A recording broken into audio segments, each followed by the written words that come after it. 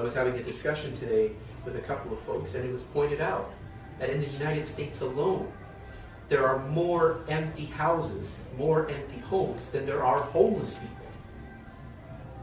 We can feed, we can house everyone on this planet today with the technology, the wealth that exists today.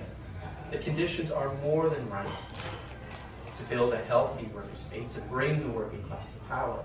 A lot of comrades probably never met Comrade Camilo. He was a full-timer of the Canadian section. He was a member of the EC, and he was one of the undisputed leading cadres of our section. He was a very unassuming man. He was a very quiet man in a lot of ways.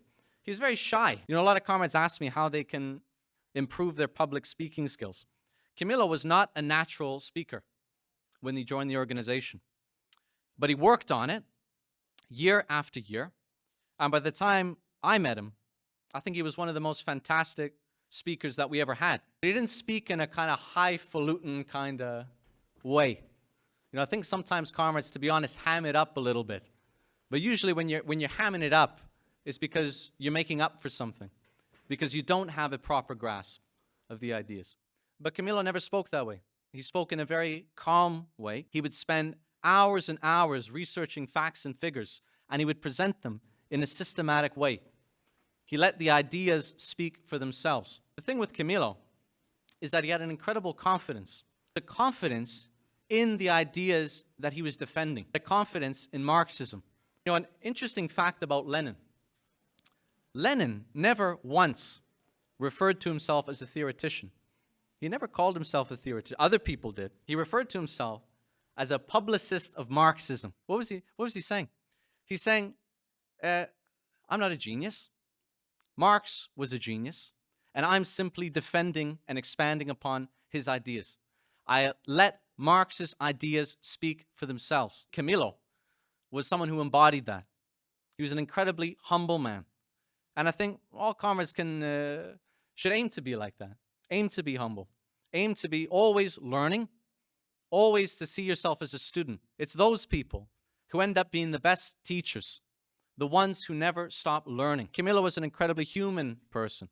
He had a lot of interests outside of politics. He's a big fan of the Toronto Maple Leafs. He's a big fan of The Simpsons. He's a big fan of wine. And he's very creative. He's very popular with working people. He's very popular with the comrades. Camilo was not a superhuman, but he believed in what we're doing. He had a confidence in Marxism. And also, and this is an important element, he had a confidence in the working class. And I'll say this is one thing that maybe separates us from our friend Luigi Mangione, that we share the hatred of capitalism, but a hatred of capitalism is not enough. You know, Trotsky made this point about Stalin. He said Stalin did have a hatred for capitalism, but Trotsky said he lacked one thing. And what he lacked was a confidence in the working class. Because the working class doesn't need heroes. The working class relies on its own strength and its own power. And that's what we believe as Marxists. We believe in mass action and mass organization of the class. And Camilo had that. He had that confidence.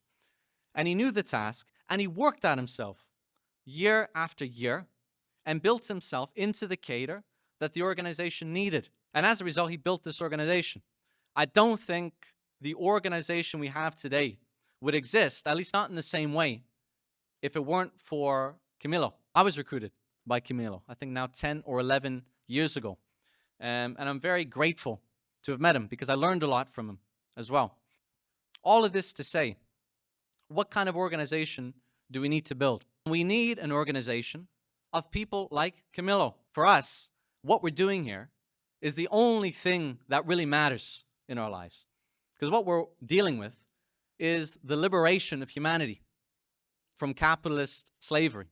There's nothing else worth fighting for. So I want to appeal to all comrades. You have an enormous task in your hands.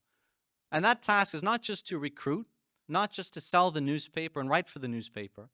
The task is to build yourself into a cadre, just like Camilo did. Because we're a small group, but if every single comrade takes that task seriously, we're not going to be a small group for long. and we can play the role that history requires us to play.